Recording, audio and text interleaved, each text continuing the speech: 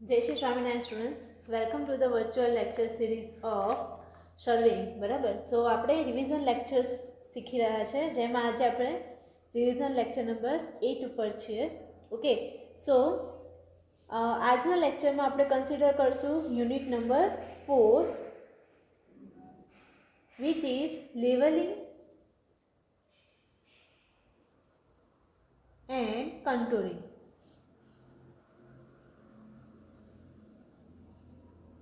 Okay, levelling અને contouring related તમારું આ જે ચેપ્ટર છે. ઓકે, સો સૌથી પહેલાં આપણે એના મોસ્ટ એમ્પીચર ક્વેશ્ચન્સ છે આજે આપણા આજના લેક્ચરમાં કન્સિડર કરીશું. ઓકે, સો લેવલિંગ રિલેટેડ ક્વેશ્ચન્સ તમને કઈ રીતે પૂછાઈ શકે છે? તો ડેફિનેશન રિલેટેડ, રાઈટ, તો કે કઈ કઈ ડેફિનેશન્સ તમને આમાં પૂછાઈ શકે છે? તો સૌથી પહેલી અહીંયા ડેફિનેશન શેની આવશે? તો કે લેવલિંગની. બરાબર, લેવલિંગ કોને કહેવાય છે એ તમારે સમજાવવાનું રહે છે. ઓકે, સો લેવલિંગ એટલે કે N art of determining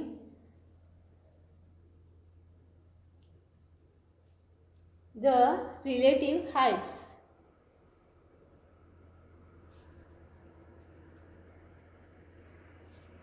of different points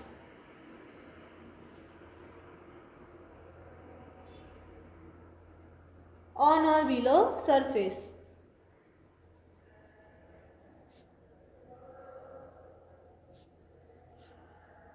બરાબર, સો અહીંયા આગળ લેવલિંગ એટલે શું છે? તો કે એક ડિટરમાઇનિંગ કરવા માટેની એક મેથડ છે કે જેના થ્રુ તમે ડિફરન્ટ હાઇટ અને ડિફરન્ટ પોઈન્ટ્સ જે છે, બરાબર, અર્થની સરફેસ ઉપર છે કે અર્થની સરફેસની નીચે છે, બરાબર, એ બંને તમે ફાઇન્ડ આઉટ કરી શકો છો. ઓકે, સો આ થઈ ગયું તમારું ડેફિનેશન ઓફ લેવલિંગ. ઓકે, એની સાથે તમને એમ પૂછે કે write down the uses of levelling. બરાબર, તો તમારે એના યુઝીસ પણ સ્ટેટ કરવાના, like to determine the elevations of different points,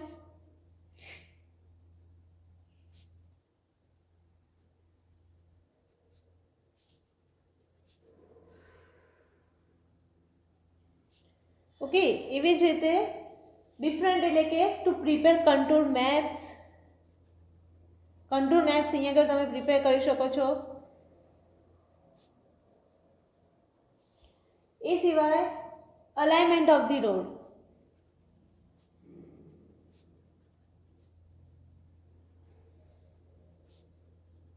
તમારે રોડનું અલાઇનમેન્ટ ચેક કરવું છે, બરાબર, કે કઈ જગ્યાએ ડિફરન્ટ ટાઈપ્સ ઓફ રેલવે છે કે રોડ્સ છે જે આવેલા છે, બરાબર, તો એનું અલાઇનમેન્ટ તમે કેવી રીતે ફિક્સ આઉટ કરી શકો એના માટે પણ યુઝ થતા હોય છે. ઓકે, જો તમને 2 માર્ક્સની અંદર પૂછાય તો તમારે ખાલી આટલા જ પોઈન્ટ્સ લખો છો તો તમારા માર્ક્સ કવર અપ થઈ જશે, પણ જ્યારે તમને 3 માર્ક્સ અને 4 માર્ક્સની થિયરીમાં પૂછાય છે, બરાબર, તો તમારે આનાથી પણ વધારે પોઈન્ટ્સ લખવા પડશે. ઓકે, એના સિવાયની ડેફિનેશન્સમાં તમને પૂછી શકે છે, સો લેવલ સરફેસ ઓર લેવલ પ્લેન, બરાબર, કોને કહેવાય છે? એ સિવાય લેવલ લાઇન કોને કહેવાય છે? Okay, datum surface or the datum કોને કહેવાય છે?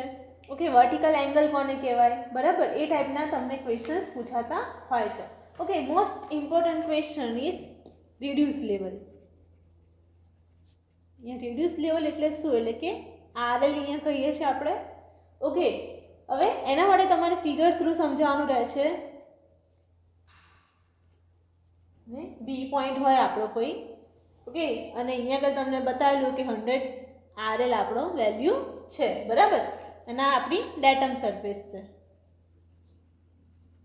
ડેટમ સરફેસ એટલે કે જ્યાંથી આપણે રેફરન્સ આપણે લેવાનું સ્ટાર્ટ કરીએ છીએ, એટલે કે ઇમેજનરી લેવલ કે જ્યાંથી આપણે એવું વિચારીએ છીએ કે આ પોઈન્ટથી બધા આપણા રેફરન્સ અહીંયા આગળ જનરેટ થતા રહેશે. ઓકે, સો રિડ્યુસ લેવલ કોને કહીએ છીએ? તો કે vertical distance of a point above or below the datum. બરાબર, vertical distance of a point, કોઈ પણ પોઈન્ટ આપણે લઈએ છીએ જેનું વર્ટિકલ ડિસ્ટન્સ લઈએ તો પણ એટલું થાય, અને એનું ડેટમની ઉપર લઈએ છીએ તો પણ એટલું, અને ડેટમની નીચે લઈએ છીએ તો પણ એટલું જ થાય છે.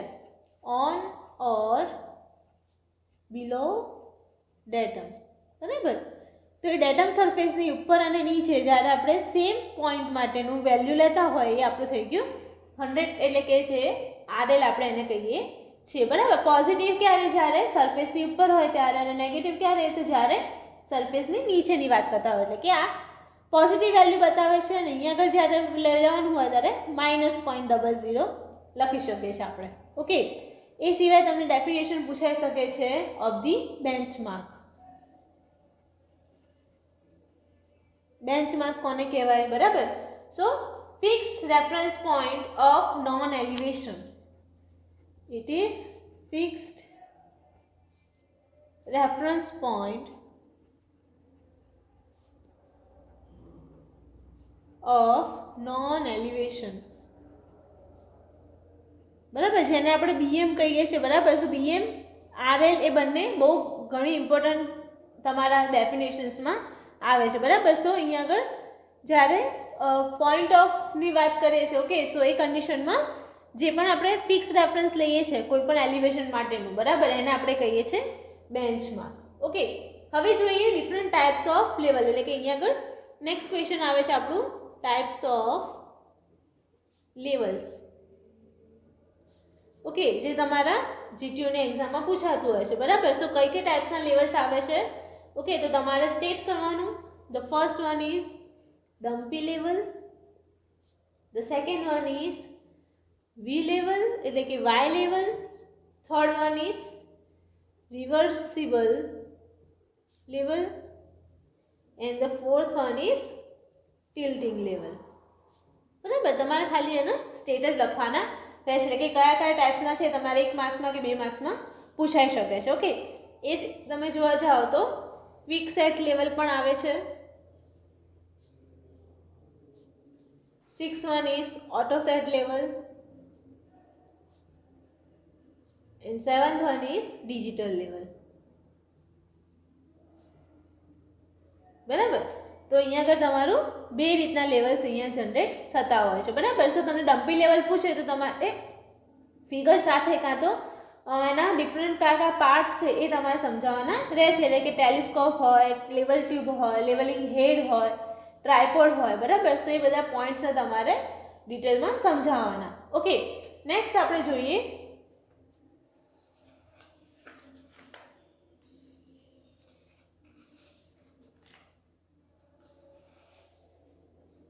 Different terms. બરાબર, કે જે હજુ પણ આપણે એક્ઝામમાં પૂછાઈ શકે છે. બરાબર, લેવલિંગ માટેનું. તો કઈ કઈ પૂછાઈ શકે છે?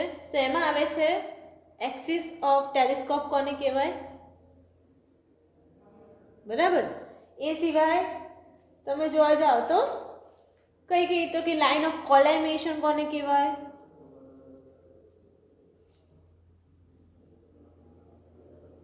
ઓકે, જે લાઇન પર શું થતું હોય, સાઇટ લાઇન અને આપણી આઈ લાઇન. બરાબર, જ્યાંથી આપણે આઈપીસ છે અને ઓબ્જેક્ટ ગ્લાસ છે. બરાબર, એ બંને જ્યાં આગળ જોઈન આઉટ થતા હોય. બરાબર, એ લાઇનને આપણે કહીએ છીએ આઈપીસ લાઇન કાં તો પછી લાઇન ઓફ કોલામિનેશન. બરાબર.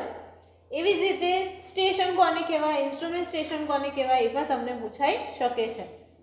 Okay, next important definition is back sighting or back site. Okay, back site એટલે શું છે? તો કે first reading taken on a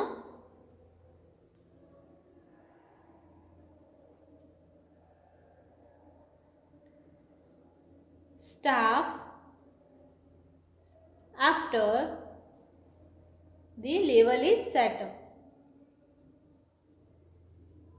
બરાબર, પહેલું જે રીડિંગ આપણે લઈએ છીએ સ્ટાફની ઉપર કે જ્યારે લેવલને શું કરી નાખ્યું છે, આપણે સેટઅપ કરી નાખ્યું છે, એ થઈ ગયું આપણું બેક સાઇડ. એવી જ રીતે ફોર સાઇડ પણ આવે છે, ઇન્ટરમીડિયેટ સાઇડ પણ આવે છે. બરાબર. ઓકે, તો આ રીતે તમે તમારું લખી શકો છો.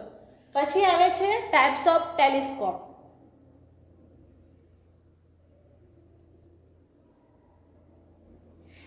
કઈ કઈ ટાઈપના ટેલિસ્કોપનો અહીંયા યુઝ થતો હોય છે? તો બે ટાઈપના ટેલિસ્કોપ આવે, external and external focusing, and second one is internal focusing.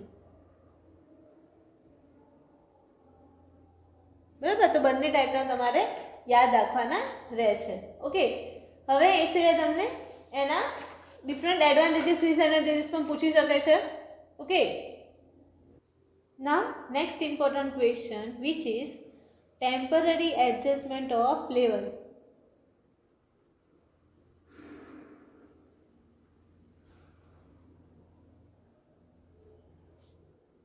Okay, કઈ રીતે તમે ટેમ્પરરી એડજસ્ટમેન્ટ કરી શકો છો, બરાબર. સો એના 3 ટોપિક્સ આવે છે. એક તો આવે છે setting up, second one is levelling up, and the third one is focusing. Right. તો સેટિંગ અપ એટલે કે તમે ટ્રાયપોડ સ્ટેન્ડને કેવી રીતે ગોઠવ્યું છે, બરાબર, અને આપણું જે લેવલ છે, બરાબર, એ કેવી રીતે એની પર એક્ઝેક્ટ કરીશું, બરાબર, એ આવે છે. પછી લેવલિંગ અપ, તો કે ફૂટ સ્ક્રૂ જે છે એના 3 સ્ક્રૂ, બરાબર, એને આપણે કેવી રીતે સેટઅપ કરીએ છીએ કે જેના થ્રુ જે બબલ ટ્યુબ છે એ સેન્ટરમાં આવી જાય, બરાબર.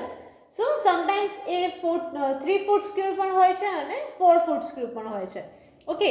અને પછી આવે છે ફોકસિંગની અંદર, તો એને પેરેલેક્સ જે આપણા આની અંદર દેખાતા હોય, બરાબર, આડી હેર્સ ને ઊભી હેર્સ, બરાબર, એને આપણે પેરેલેક્સ કહીએ છીએ, બરાબર. એના થ્રુ આપણે કોઈ પણ ફોકસિંગ ઓફ આઈપીસ કરવું પડે અને સેકન્ડ આપણે ફોકસિંગ ઓફ ઓબ્જેક્ટિવ પણ કરવું પડે. ઓકે. હવે આપણે મેથડ્સ ઓફ લેવલિંગ લઈએ. What are the different methods of levelling?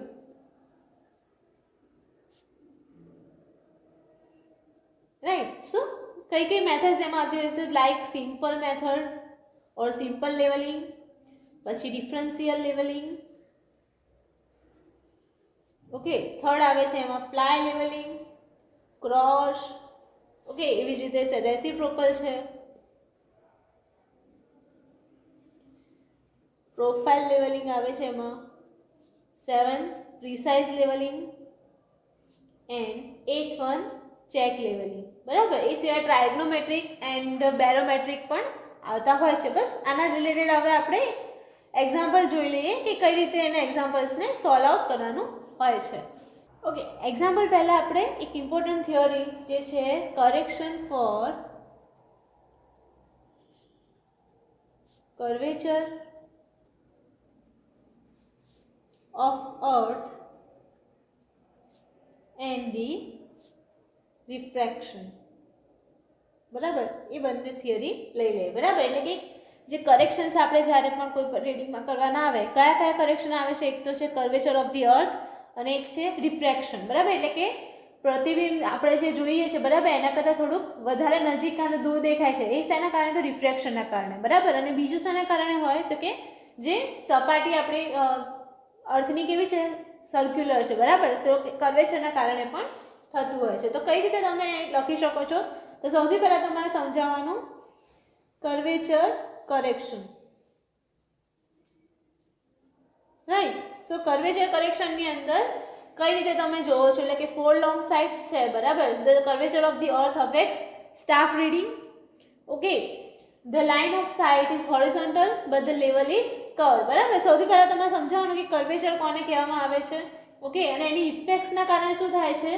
તો કે the original object appears lower than the really are, બરાબર.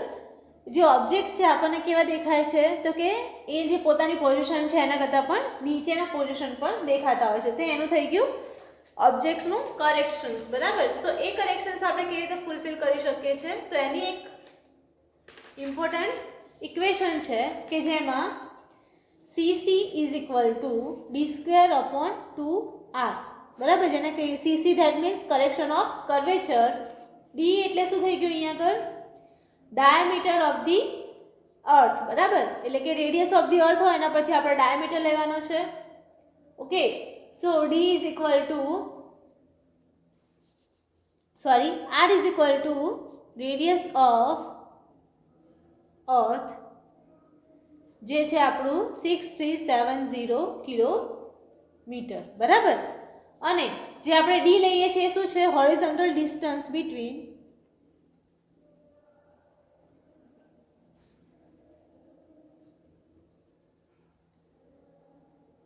The points. જે પણ પોઈન્ટ્સ આપણે લીધા હોય, જેમ કે એ અને બી પોઈન્ટ્સ આપણે લીધો છે, બરાબર. સો એ બે પોઈન્ટ વચ્ચેનું જે ડિસ્ટન્સ છે આપણે ઓલવેઝ ડીમાં મેઝર આઉટ કરતા હોઈએ છીએ. ઓકે. નેક્સ્ટ આવે છે રિફ્રેક્શન કરેક્શન.